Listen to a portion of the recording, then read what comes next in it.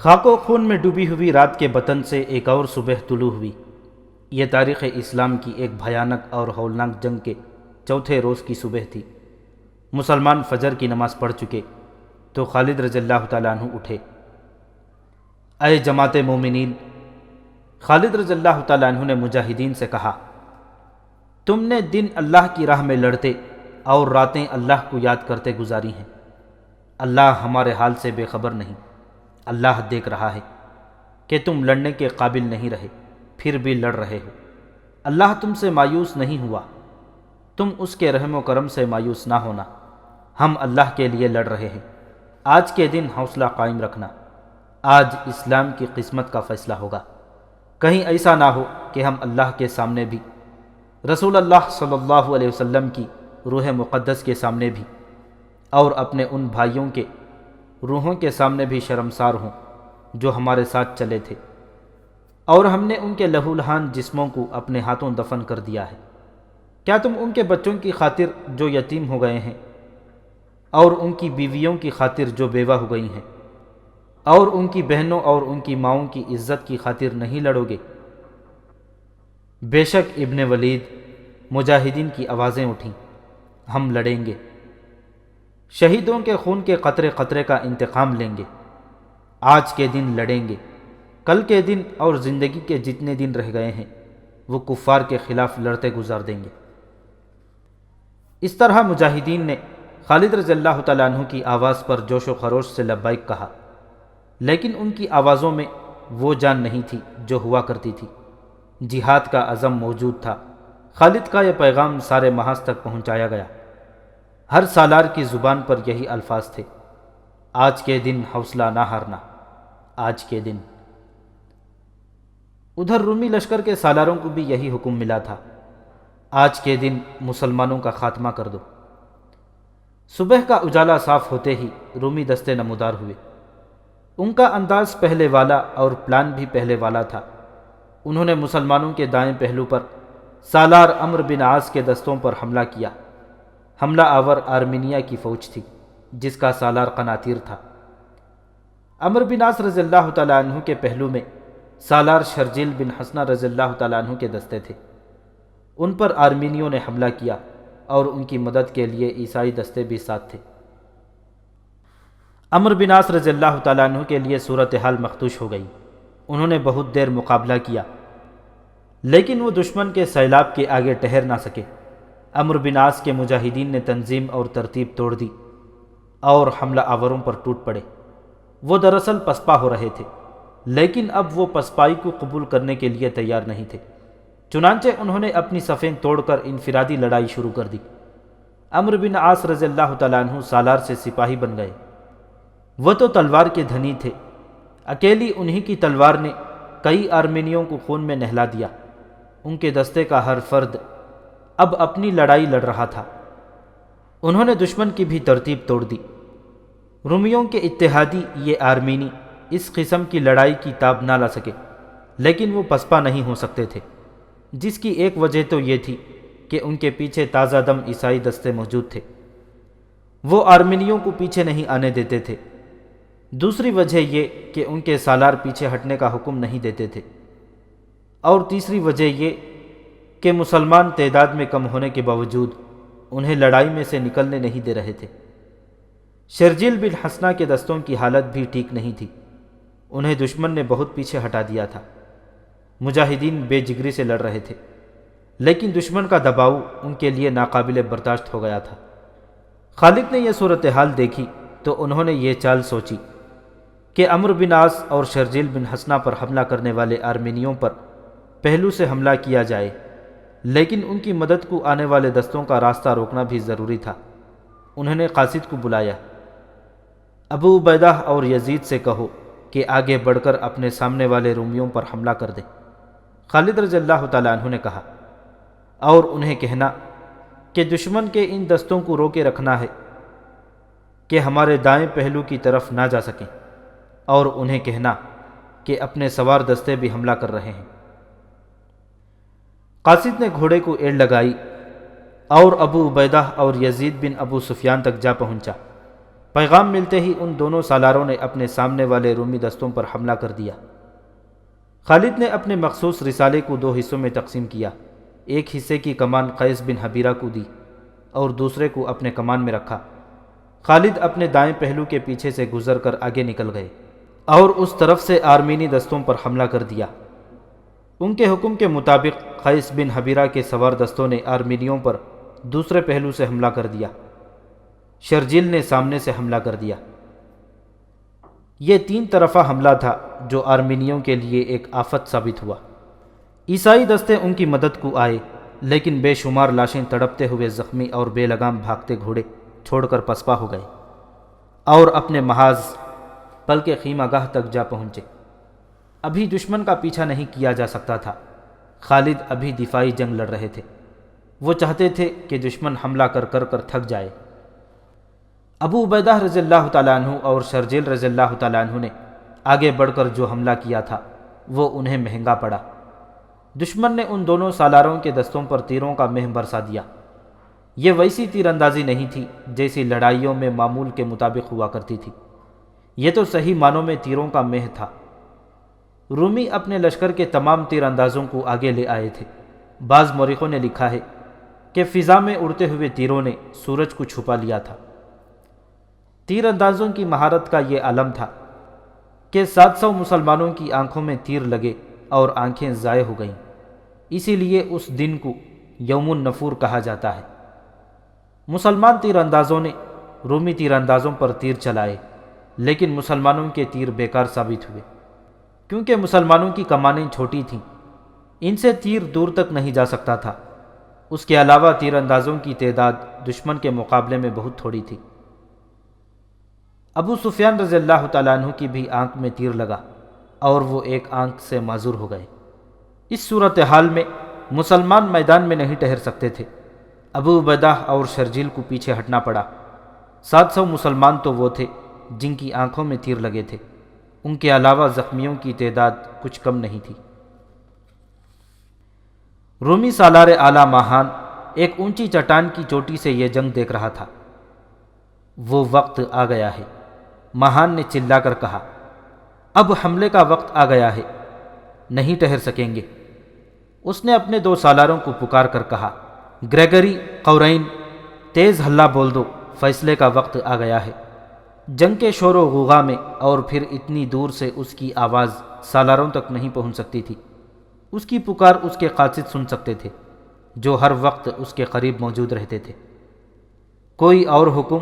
ایک قاصد نے ماہان کے آگے ہو کر پوچھا۔ ماہان نے اپنا پورا حکم دیا اور قاصد کا گھوڑا بڑی تیزی سے چٹان سے اتر کر میدان جنگ کی قیامت خیزی میں غائب ہو گیا۔ ماہان مسلمانوں کو اسی کیفیت میں لانا چاہتا تھا کہ وہ حملہ روکنے کے قابل نہ رہے۔ وہ کیفیت پیدا ہو چکی تھی۔ مسلمانوں کی نفری ہزاروں کے حساب سے کم ہو گئی تھی، اور جو زخمی نہیں تھے وہ جسمانی تھکن سے چور ہو چکے تھے۔ رومیوں کے لیے وہ فیصلہ کن حملہ آ گیا تھا جس کا حکم ماہان نے گزشتہ رات اپنے سالاروں کو دیا تھا۔ ماہان کا حکم پہنچتے ہی رومیوں نے 3 سالاروں ابو عبیدہ، یزید بن ابو سفیان اور اکرمہ کے دستوں پر حملہ کر دیا۔ ابو عبیدہ اور شرجیل کے دستوں پر زیادہ دباؤ ڈالا گیا کیونکہ ان کے قدم پہلے ہی اکھڑے ہوئے تھے اور پیچھے ہٹ رہے تھے۔ انہیں میدان جنگ سے بھگا دینا رومیوں کے لیے کوئی مشکل نہ تھا۔ وہ پیچھے ہی پیچھے ہٹتے جا رہے تھے۔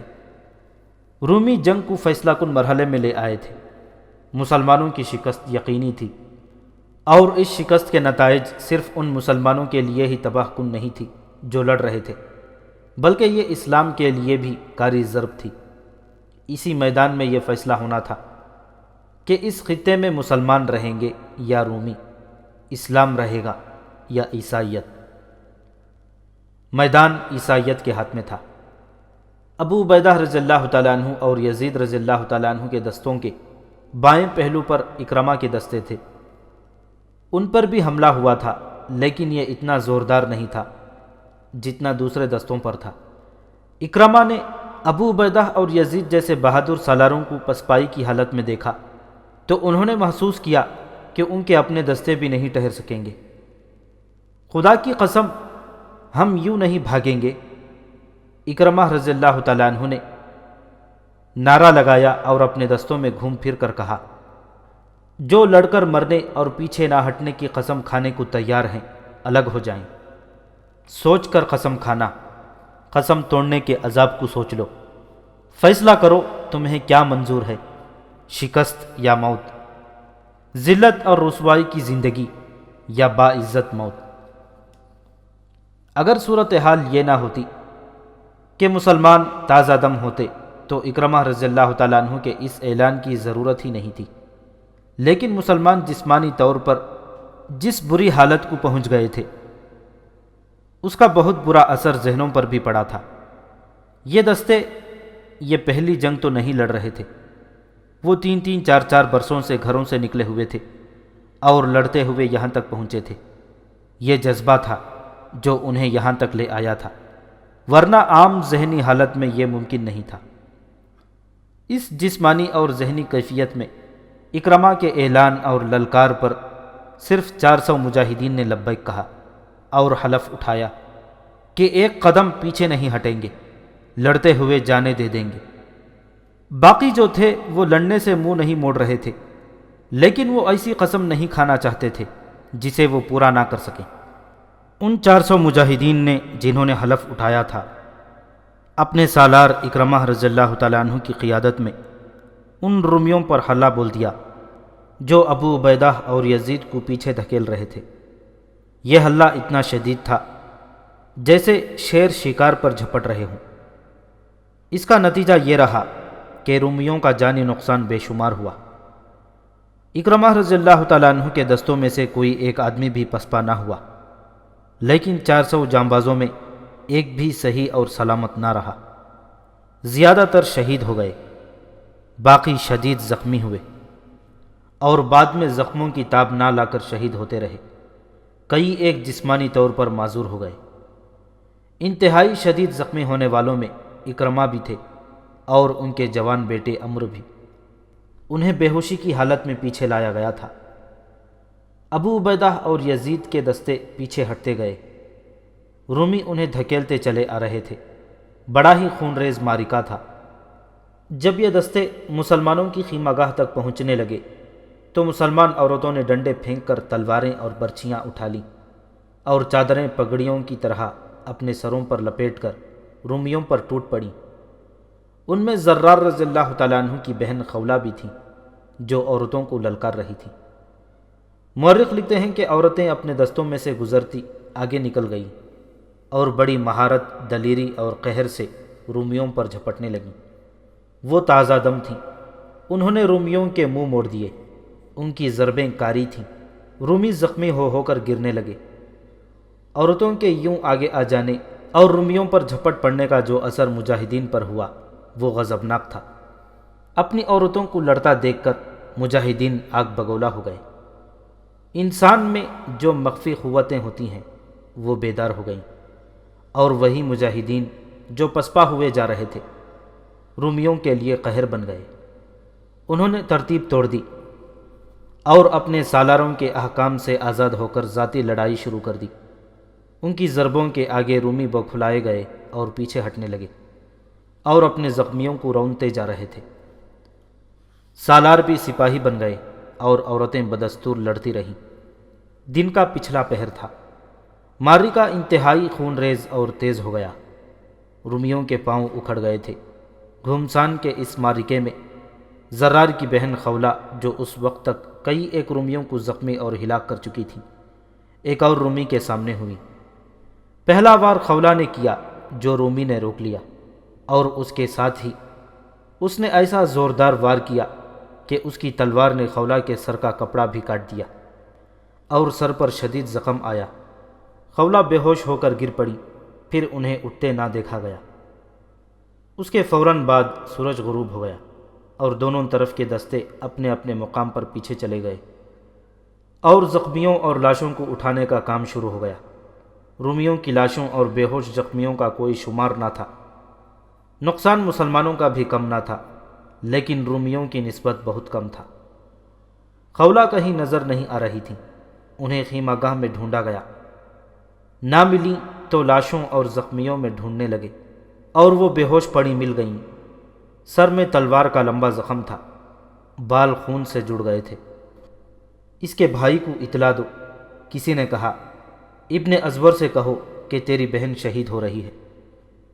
زرار بن ازور بہت دور تھے، بڑی مشکل سے ملے، بہن کی اطلاع پر سرپٹ گھوڑا دوڑاتے آئے۔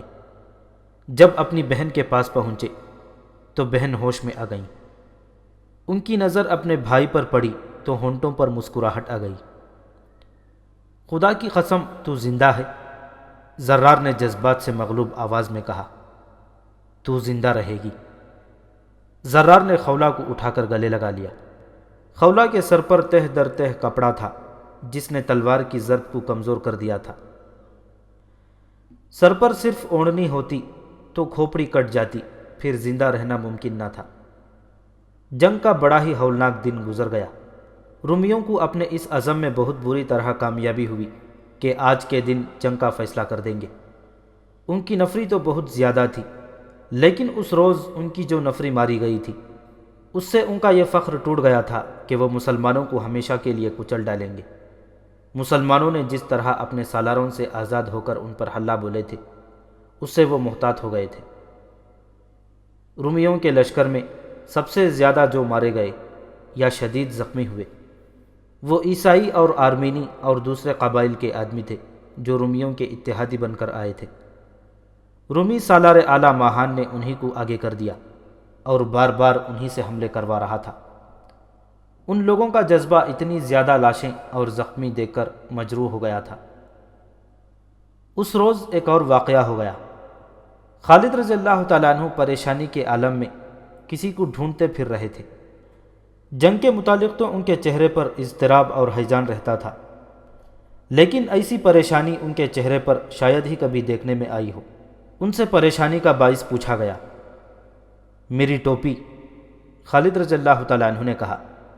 سرخ ٹوپی میری کہیں گر گئی ہے، اسے ڈھونڈ رہا ہوں۔ یہ دن کا واقعہ ہے جب خالد اپنے سوار دستے کو لڑا رہے تھے۔ معرکے میں کچھ دیر کا تعطل پیدا ہو گیا تھا۔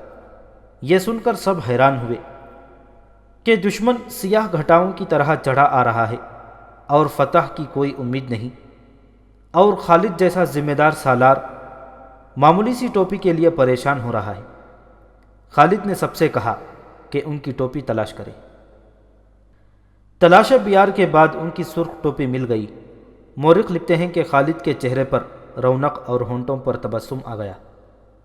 ابن ولید، کسی سالار نے پوچھا، کیا تجھے ان کا غم نہیں جو ہم میں سے ہمیشہ کے لیے جدا ہو گئے ہیں؟ تو ایک ٹوپی کے لیے اتنا پریشان ہو گیا تھا؟ اس ٹوپی کی قدر و قیمت صرف میں جانتا ہوں، خالد رضی اللہ تعالیٰ عنہ نے کہا۔ حجۃ الوداع کے لیے رسول اکرم صلی اللہ علیہ وسلم نے سر کے بال منڈوائے تو میں نے کچھ بال اٹھا لیے۔ رسول اللہ صلی اللہ علیہ وسلم نے پوچھا کہ ان بالوں کا کیا کرو گے؟ میں نے کہا کہ اپنے پاس رکھوں گا، کفار کے خلاف لڑتے وقت یہ بال میرا حوصلہ مضبوط رکھیں گے۔ رسول اللہ صلی اللہ علیہ وسلم نے مسکرا کر فرمایا کہ یہ بال تیرے ہی پاس رہیں گے اور میری دعائیں بھی تیرے ساتھ رہیں گی۔ اللہ تجھے ہر میدان میں فتح عطا کرے۔ میں نے یہ بال اپنی اس ٹوپی میں سی لیے تھے، میں اس ٹوپی سے جدا نہیں ہو سکتا، اسی کی برکت سے میری طاقت اور میری ہمت قائم ہے۔ خالد کو ٹوپی مل جانے کی تو بہت خوشی ہوئی تھی، لیکن وہ رات ان کے لیے شب غم تھی۔ وہ ایک جگہ بیٹھے ہوئے تھے۔ ان کے ایک زانو پر سالار اکرمہ کا سر تھا اور دوسرے زانو پر اکرمہ کے نوجوان بیٹے عمرو کا سر رکھا تھا۔ باپ بیٹا اس روز کی لڑائی میں اتنے زیادہ زخمی ہو گئے تھے کہ ہوش میں نہیں آ رہے تھے، جسموں سے خون نکل گیا تھا۔ زخم ایسے تھے کہ ان کی مرہم پٹی نہیں ہو سکتی تھی۔ اس روز باپ بیٹا قسم کھا کر لڑے تھے کہ مر جائیں گے، پیچھے نہیں ہٹیں گے۔ اکرمہ خالد کے بھتیجے بھی تھے اور دوست بھی، ان کا بڑا پرانا ساتھ تھا، دونوں مانے ہوئے شہ سوار اور شمشیر زن تھے۔ خالد کو اپنے اتنے عزیز ساتھی کے بچھڑ جانے کا بہت دکھ تھا۔ اکرمہ کا نوجوان بیٹا بھی دنیا سے رخصت ہو رہا تھا۔ خالد نے پانی اپنے پاس رکھا ہوا تھا۔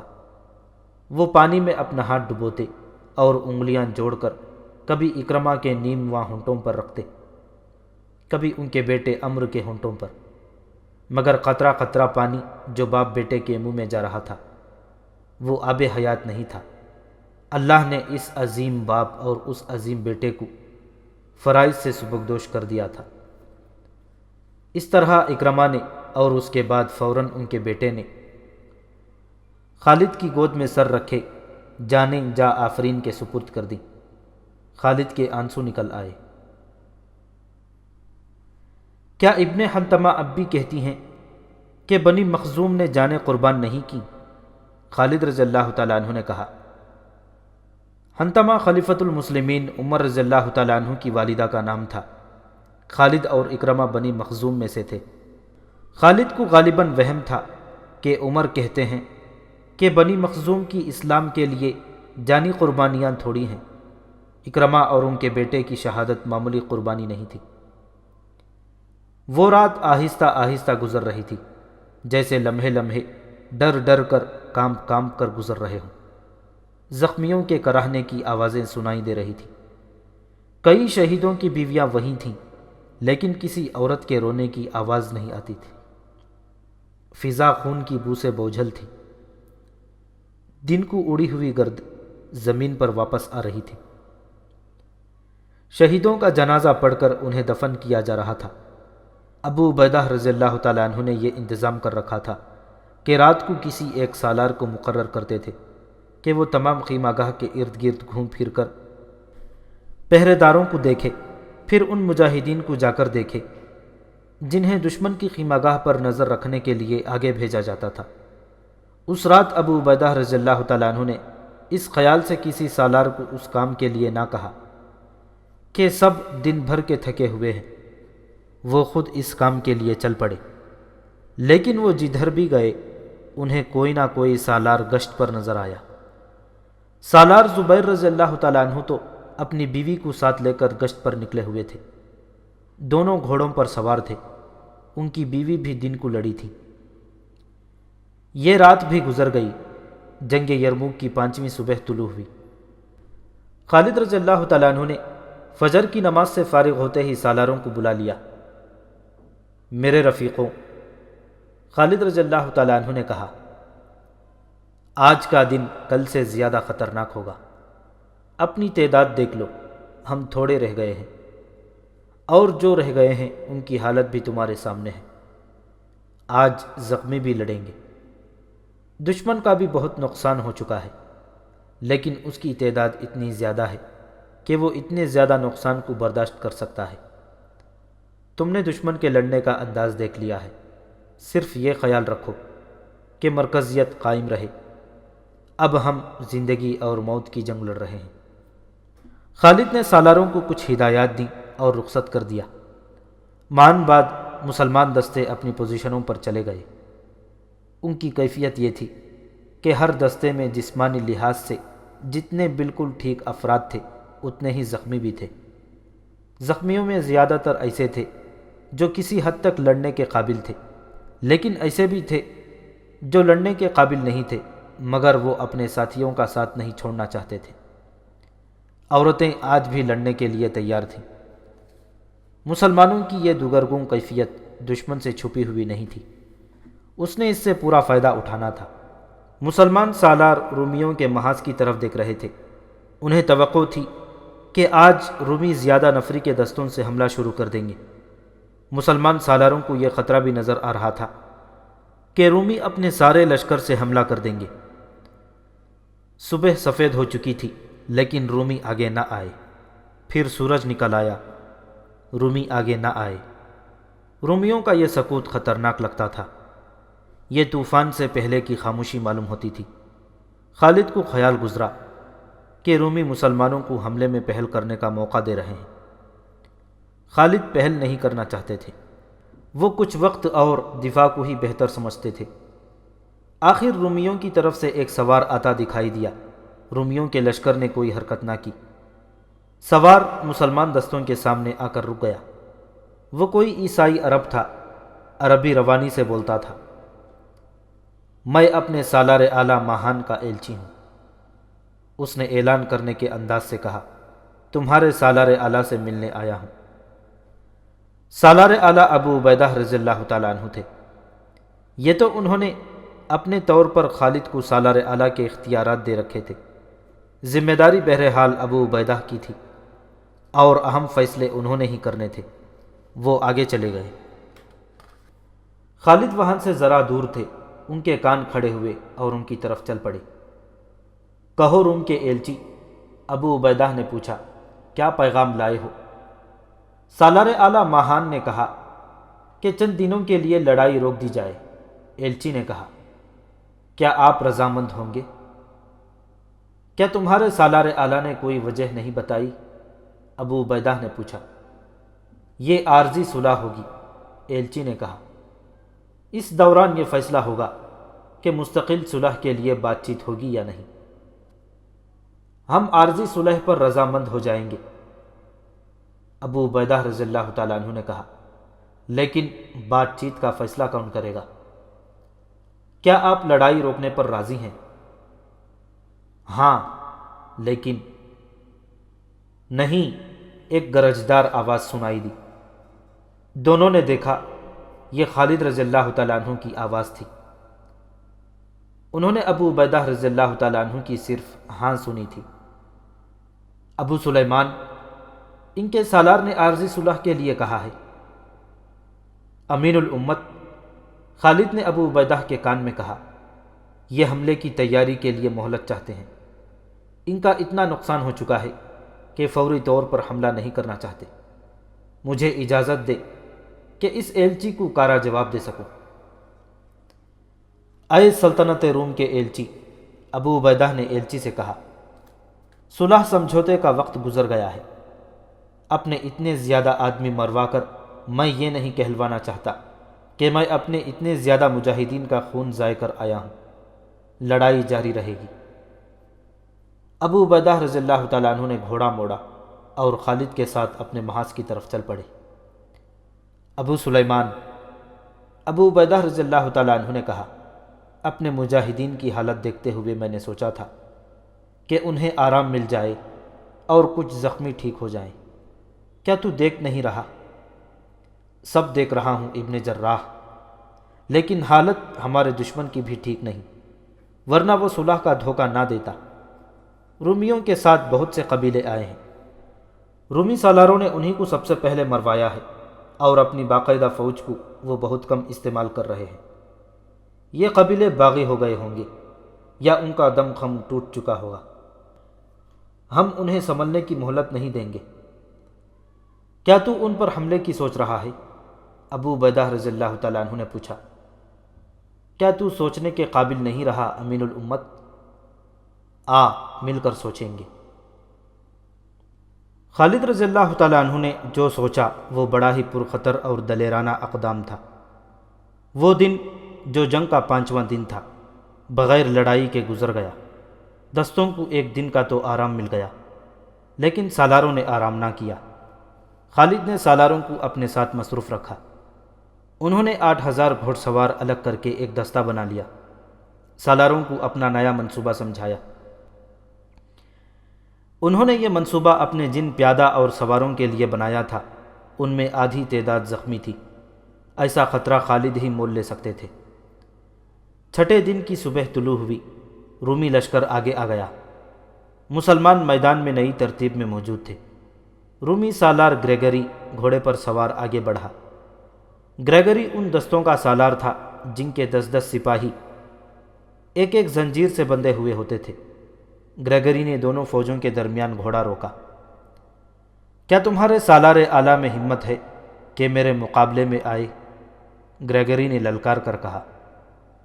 ابو عبیدہ رضی اللہ تعالیٰ عنہ نے اپنے گھوڑے کو ایڑ لگائی اور گریگری کی طرف گئے۔ رک جا ابن جراح۔ خالد رضی اللہ تعالیٰ عنہ نے ابو عبیدہ کو پکارا اور گھوڑا دوڑا کر ان کے قریب چلے گئے۔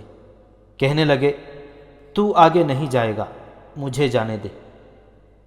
آہ ابو سلیمان، وہ مجھے للکار رہا ہے۔ امین الامت کو روک لو، متعدد سالاروں نے شور مچایا، ابن ولید کو جانے دو۔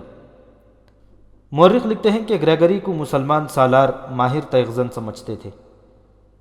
تیغزنی میں ابو عبیدہ رضی اللہ تعالیٰ عنہ بھی کم نہ تھے، پھر بھی سب خالد کو گریگری کی ٹکر کا آدمی سمجھتے تھے۔ لیکن ابو عبیدہ رضی اللہ تعالیٰ عنہ نے کسی کی نہ سنی اور گریگری کے مقابلے کے لیے چلے گئے۔ گریگری نے ابو عبیدہ رضی اللہ تعالیٰ عنہ کو اپنی طرف آتے دیکھا تو اس نے گھوڑے کو ایڑ لگائی اور اس طرح ایک طرف لے گیا جیسے وہ پہلو کی طرف آ کر تلوار کا وار کرنا چاہتا ہو۔ ابو عبیدہ رضی اللہ تعالیٰ عنہ نے گھوڑا روک لیا اور گریگری کو کنکھیوں سے دیکھتے رہے۔ گریگری نے اپنے ہی انداز سے گھوڑا گھما کر اور دوڑا کر ابو عبیدہ رضی اللہ تعالیٰ عنہ پر وار کیا۔ وار ایسا تھا جو لگتا تھا کہ روکا نہیں جا سکے گا، لیکن ابو عبیدہ نے وار روک کر گھوڑے کو گھمایا اور بڑی پھرتی سے وار کیا۔ گریگری نے وار کو روک لیا۔ اس کے بعد تلواریں ٹکراتیں اور گھوڑے اپنے سواروں کے پینترے کے مطابق گھومتے، مڑتے، دوڑتے اور رکتے رہے۔ دونوں سالار شمشیر زنی کے استاد معلوم ہوتے تھے۔ دونوں کے وار بڑے ہی تیز تھے اور ہر وار لگتا تھا کہ حریف کو کاٹ دے گا۔ دونوں فوجیں اپنے اپنے سالاروں کو چلا چلا کر داد دے رہی تھیں۔ کبھی دونوں فوجیں یوں دم بخود ہو جاتی جیسے وہاں کوئی انسان موجود ہی نہ ہو۔ گریگری نے ایک وار کیا جو ابو عبیدہ رضی اللہ تعالیٰ عنہ نے روک لیا۔ ابو عبیدہ وار کرنے لگے تو گریگری نے گھوڑا دوڑا دیا اور ابو عبیدہ کے ارد گرد گھومنے لگا۔ ابو عبیدہ وار کرنے کو بڑھتے تو وہ رک کر وار روکنے کے بجائے گھوڑے کو پرے کر لیتا۔ ابو عبیدہ نے اس پر وار کرنے کی بہت کوشش کی، لیکن وہ وار سے بھاگ رہا تھا۔ ایسے نظر آتا تھا جیسے وہ مقابلے سے منہ موڑ رہا ہو۔ ابو عبیدہ رضی اللہ تعالیٰ عنہ اس کے پیچھے ہو گئے۔ آخر اس نے گھوڑے کا رخ اپنے لشکر کی طرف کر دیا۔ ابو عبیدہ رضی اللہ تعالیٰ عنہ اس کے پیچھے پیچھے اور اس کا پیچھا کرتے رہے۔ اس نے گھوڑے کی رفتار تیز کر دی، ابو عبیدہ نے بھی رفتار بڑھا دی۔ رومی لشکر پر تو خاموشی طاری ہو گئی، لیکن مسلمانوں نے داد و تحسین کا شور بپا کر دیا۔ رومی سالار مقابلے سے منہ موڑ کر بھاگ گیا تھا۔ گریگری نے گھوڑے کو ایک طرف موڑا اور رفتار اور تیز کر دی۔ ابو عبیدہ رضی اللہ تعالیٰ عنہ نے گھوڑے کو ایڑ لگائی اور اس کے قریب چلے گئے۔ گریگری نے گھوڑا فوراً گھما کر ابو عبیدہ کے سامنے کر دیا۔ یہ اس کی چال تھی۔ وہ بھاگ نکلنے کا دھوکہ دے رہا تھا۔ دھوکہ یہ تھا کہ وہ اچانک گھوم کر ابو عبیدہ رضی اللہ تعالیٰ عنہ پر وار کرے گا اور انہیں وار روکنے کی مہلت نہیں ملے گی۔ مورخ طبری اور بلازری نے لکھا ہے کہ ابو عبیدہ چوکنے تھے اور گریگری کے دھوکے کو سمجھ گئے تھے۔ گریگری فوراً پیچھے کو گھوڑا موڑ کر وار کرنے لگا تو ابو عبیدہ کی تلوار پہلے ہی حرکت میں آ چکی تھی۔ گریگری کی گردن موزوں زاویے پر تھی۔ ابو عبیدہ کا وار سیدھا گردن پر پڑا، جس سے گردن کی ہڈیوں کا ایک جوڑ کٹ گیا اور گردن ایک طرف ڈھلک گئی۔ گریگری گھوڑے سے گر پڑا۔ مسلمانوں نے داد و تحسین کا غل غبارہ بپا کر دیا۔ دستور کے مطابق ابو عبیدہ رضی اللہ تعالیٰ عنہ کو گھوڑے سے اتر کر گریگری کی تلوار خود اور زرہ اتار لینی چاہیے تھی، لیکن وہ گھوڑے سے نہ اترے۔ کچھ دیر گریگری کو تڑپتا دیکھتے رہے۔ جب اس کا جسم بے حس ہو گیا تو ابو عبیدہ رضی اللہ تعالیٰ عنہ نے گھوڑے کو ایڑ لگائی اور اپنی صفوں میں آ گئے۔ ابن ولید رضی اللہ تعالیٰ عنہ ابو عبیدہ رضی اللہ تعالیٰ عنہ کو خراج تحسین پیش کرنے کے لیے نہ رکے۔ وہ گھڑ سوار دستوں کے پاس چلے گئے جو انہوں نے اس روز کی جنگ کے لیے تیار کیا تھا۔ 8000 سواروں کے اس دستے کو دائیں پہلو پر عمرو بن عاص رضی اللہ تعالیٰ عنہ کے دستوں کے عقب میں ایسی جگہ کھڑا کیا گیا تھا جہاں سے یہ دشمن کو نظر نہیں آ سکتا تھا۔ خالد نے اپنی تمام فوج کو سامنے کا حملہ کرنے کا حکم دے دیا۔ رومی سالار حیران ہوئے ہوں گے کہ مسلمان سالاروں کا دماغ جواب دے گیا ہے کہ انہوں نے ایک ہی بار ساری فوج حملے میں جھونک دی ہے۔ رومیوں نے یہ بھی نہ دیکھا کہ مسلمانوں کے گھڑ سوار دستے حملے میں شریک نہیں۔ رومیوں کو یہ سب دیکھنے کی فرصت ہی نہیں ملتی تھی، کیونکہ خالد رضی اللہ تعالیٰ عنہ کے حکم کے مطابق بہت تیز حملہ کیا جا رہا تھا۔ رومیوں کی بہت سی نفری ہلاک اور شدید زخمی ہو چکی تھی، پھر بھی ان کی نفری مسلمانوں کی نسبت سہ گنا تھی۔ مسلمانوں کا جانی نقصان بھی ہوا۔ اتنی کم نفری کا اتنی بڑی تعداد پر حملہ خودکشی کے برابر تھا۔ انہیں آنے دو، رومی سالار ماہان چلا رہا تھا، اور آگے آنے دو، یہ ہمارے ہاتھوں مرنے کے لیے آ رہے ہیں۔ خالد رضی اللہ تعالیٰ عنہ 8,000 سواروں کو پیچھے لے جا کر رومیوں کو بائیں پہلو سے پرے لے گئے۔ انہوں نے سالار عمرو بن عاص رضی اللہ تعالیٰ عنہ سے کہا تھا کہ رومیوں کے اس پہلو پر تیز اور زوردار حملہ کریں۔ عمرو بن عاص رضی اللہ تعالیٰ عنہ نے حکم کی تعمیل کی اور جانیں لڑا دیں۔ خالد چاہتے تھے کہ دشمن کے پہلو کے دستوں کو سامنے سے الجھایا جائے۔ عمرو بن عاص رضی اللہ تعالیٰ عنہ نے خالد کا یہ مقصد پورا کر دیا۔ خالد نے 8,000 سواروں میں سے 2,000 سواروں کا ایک دستہ الگ کر دیا تھا۔ انہوں نے جب دیکھا کہ دشمن کے پہلو کے دستے عمرو بن عاص رضی اللہ تعالیٰ عنہ کے دستوں سے الجھ گئے ہیں، تو 6,000 سواروں کے ساتھ رومیوں کے پہلو والے دستوں کے خالی پہلو کی طرف حملہ کر دیا۔ رومیوں کے لیے یہ حملہ غیر متوقع تھا، ان کے پاؤں اکھڑ گئے۔ عمرو بن عاص رضی اللہ تعالیٰ عنہ نے اپنے حملوں میں شدت پیدا کر دی۔ دشمن کے انہی دستوں پر سامنے سے شرجیل بن حسنہ نے بھی حملہ کیا۔ خالد نے جن 2,000 سواروں کو الگ کیا تھا، انہیں حکم دیا کہ وہ دشمن کے اس سوار دستے پر حملہ کریں جو اپنے پہلو کے دستوں کی مدد کے لیے تیار تھا۔ ان 2,000 سواروں کے لیے یہ حکم تھا کہ وہ دشمن کے سوار دستے کو روکے رکھیں، یعنی حملہ شدید نہ کریں بلکہ دشمن کو دھوکے میں رکھیں۔ بعد میں پتہ چلا تھا کہ رومیوں کا یہ سوار دستہ خاص طور پر تیار کیا گیا تھا۔ اسے ہر اس جگہ مدد کے لیے پہنچنا تھا جہاں مدد کی ضرورت تھی۔ مسلمان سواروں نے اس سوار دستے کو اس طرح الجھایا کہ حملہ کرتے اور پیچھے یا دائیں بائیں نکل جاتے، پینترا بدل کر پھر آگے بڑھتے اور ہلکی سی جھڑپ لے کر ادھر ادھر ہو جاتے۔ خالد رضی اللہ تعالیٰ عنہ کی یہ چال کاریگر ثابت ہوئی۔ انہوں نے دشمن کے مقابلے میں اتنی کم تعداد کو ایسی عقل مندی سے استعمال کیا تھا کہ دشمن کے پہلو کے دستوں کے پاؤں اکھڑ گئے۔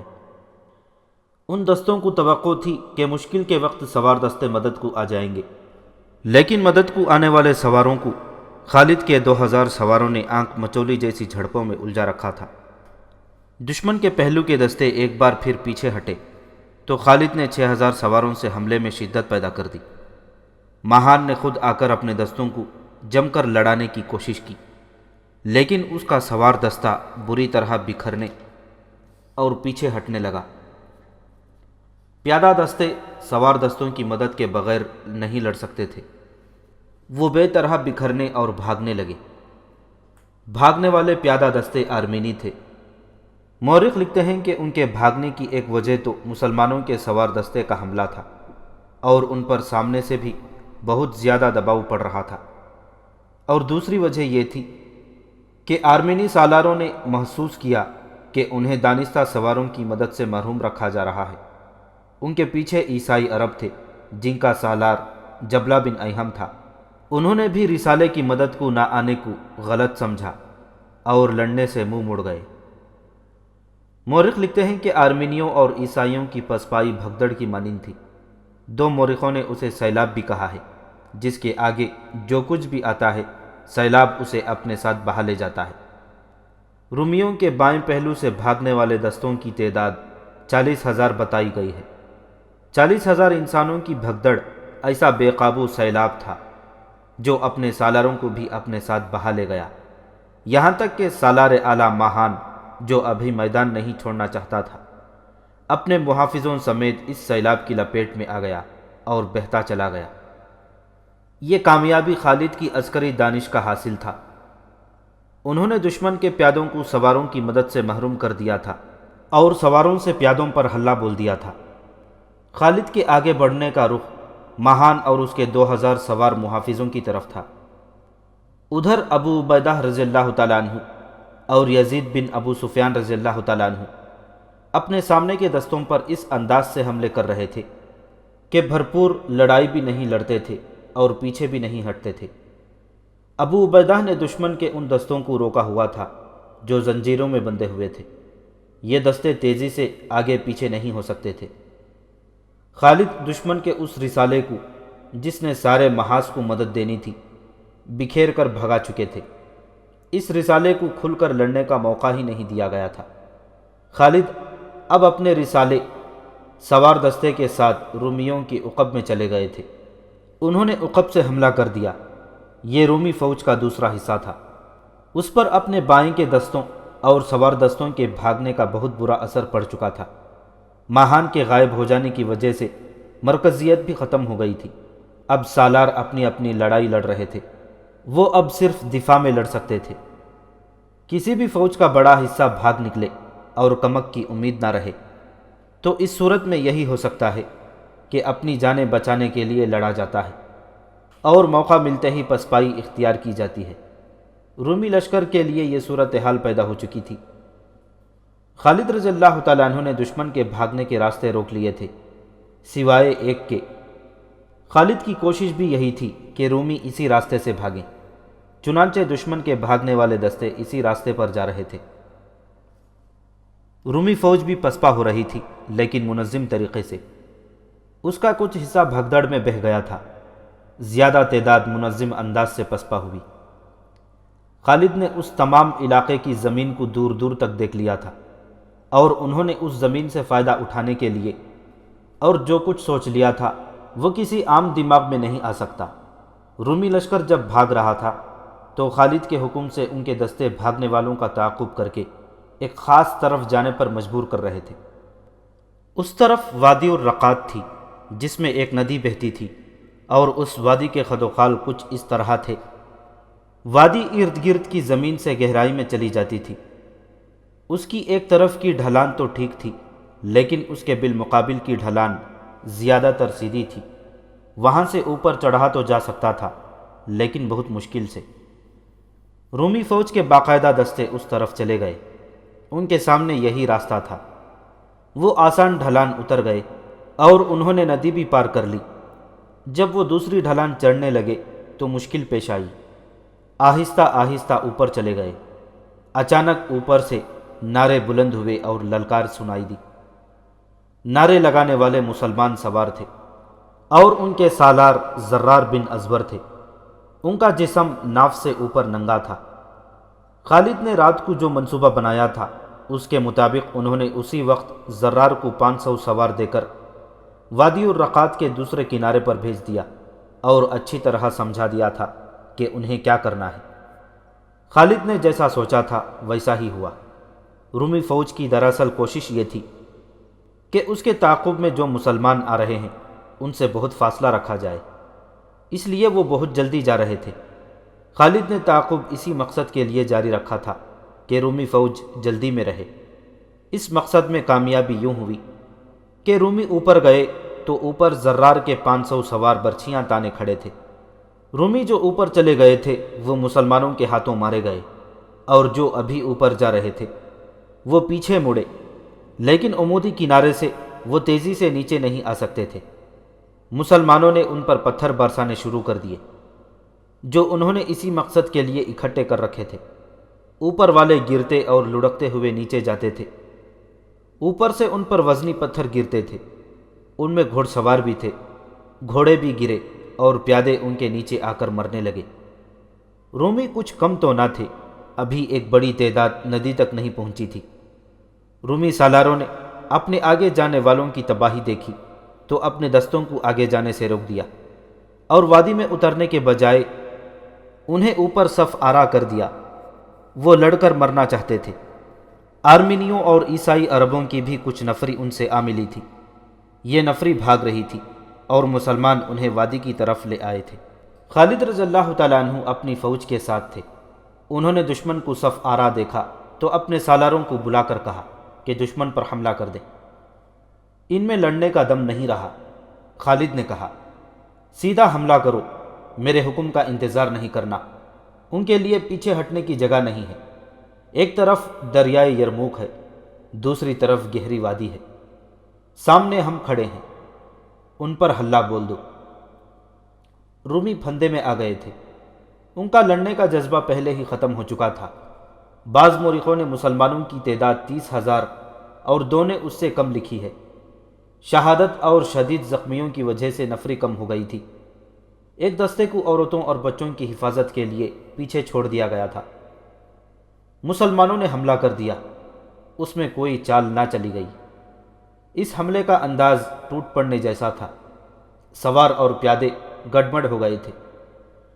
رومی اب زندگی اور موت کا معرکہ لڑنے کے لیے تیار ہو گئے۔ وہ تو تربیت یافتہ فوج تھی۔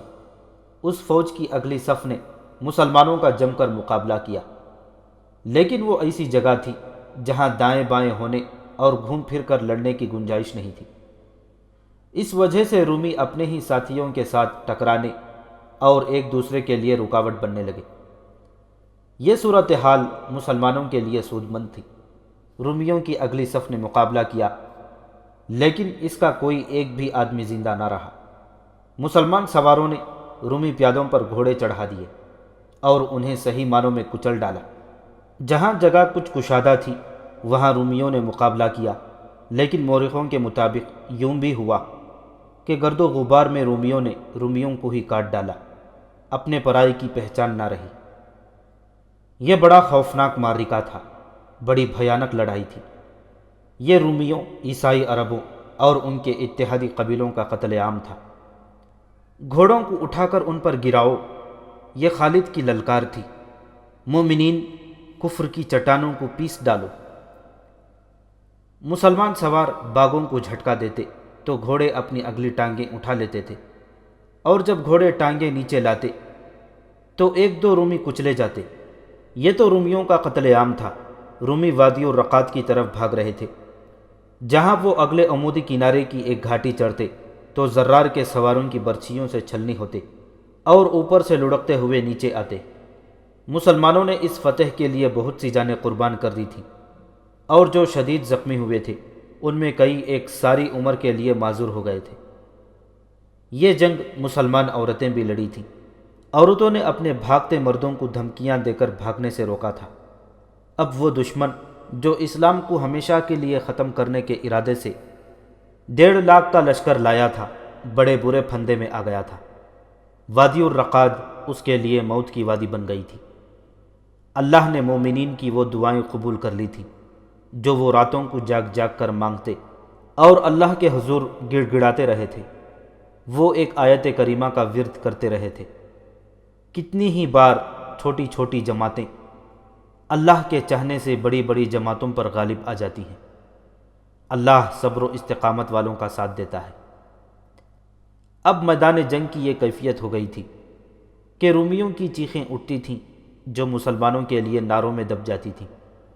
وادی میں گہری کھائیاں بھی تھیں، بعض رومی ان میں بھی گرے اور بہت بری موت مرے۔ جنگ یرموک کے چھٹے اور آخری روز کا سورج میدان جنگ کے گرد و غبار میں ڈوب گیا۔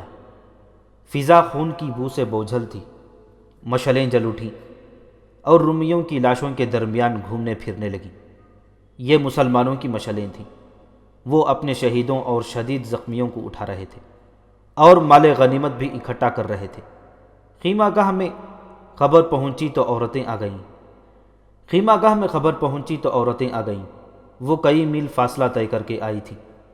وہ اپنے خاوندوں کو، اپنے بھائیوں کو اور اپنے بیٹوں کو ڈھونڈ رہی تھی۔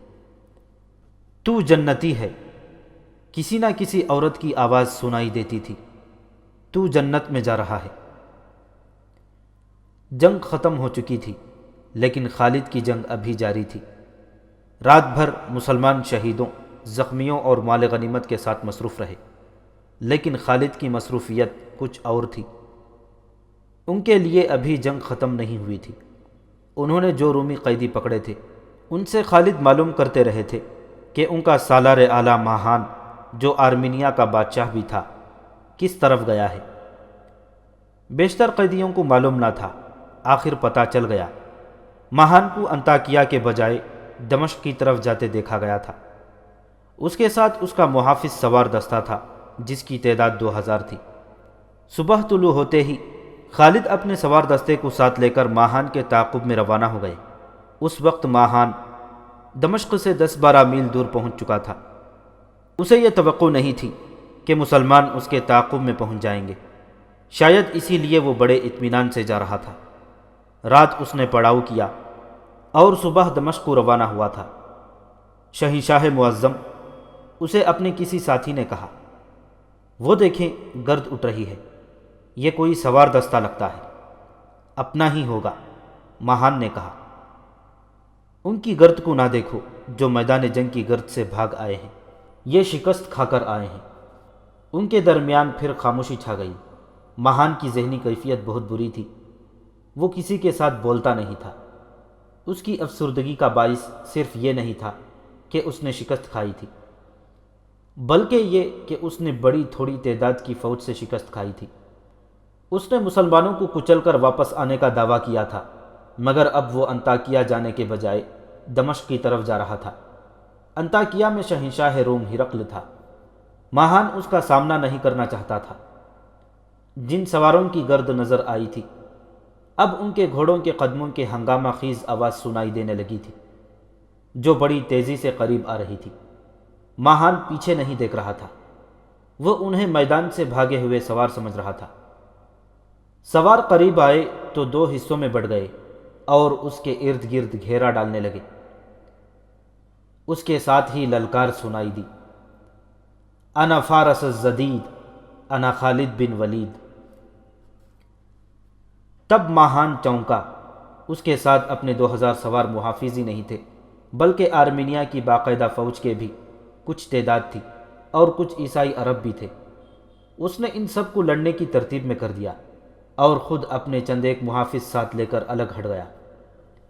خالد کو بتایا گیا تھا کہ ماہان کے ساتھ اپنے محافظوں کا سوار دستہ ہے، لیکن اس کے ساتھ اس سے دوگنی سے بھی کچھ زیادہ تعداد تھی۔ خالد نے گھیرے کی شکل میں حملہ کیا۔ ماہان کی فوج نے جم کر مقابلہ کیا، لیکن مسلمان تھکے ہوئے ہونے کے باوجود تازہ دم لڑتے تھے۔ یہ فتح کی خوشی کا اثر تھا۔ تاریخ میں اس مجاہد کا نام نہیں ملتا جو لڑائی سے بچتا بچاتا ماہان تک جا پہنچا۔ وہ ماہان کے سواروں کا حصار توڑ گیا اور اس نے ماہان کو ہلاک کر دیا۔ مجاہد خود بھی زخمی ہوا، لیکن ماہان کو ہلاک کر کے اس نے اپنے ساتھیوں کا کام آسان کر دیا۔ اپنے شہنشاہ اور سالار اعلیٰ کو مرتا دیکھ کر اس کے سوار معرکے میں سے نکلنے لگے۔ کچھ دیر بعد دشمن کے سوار اور پیادے جدھر کو رخ ہوا ادھر کو ہی بھاگ نکلے، لیکن بہت سی لاشیں اور اچھے بھلے گھوڑے پیچھے چھوڑ گئے۔ دمشق دور نہیں تھا۔ خالد نے دمشق کا رخ کیا، یہ ان کا ایک اور دلیرانہ اقدام تھا۔ دمشق پر مسلمانوں کا قبضہ رہا تھا، لیکن رومیوں کے اتنے بڑے لشکر کو دیکھ کر مسلمانوں نے دمشق سے قبضہ اٹھا لیا تھا۔ خدا کی قسم، خالد رضی اللہ تعالیٰ عنہ نے کہا، دمشق کے دروازے اب بھی ہمارے لیے کھل جائیں گے۔ توقع نہیں تھی کہ ایسا ہی ہوگا۔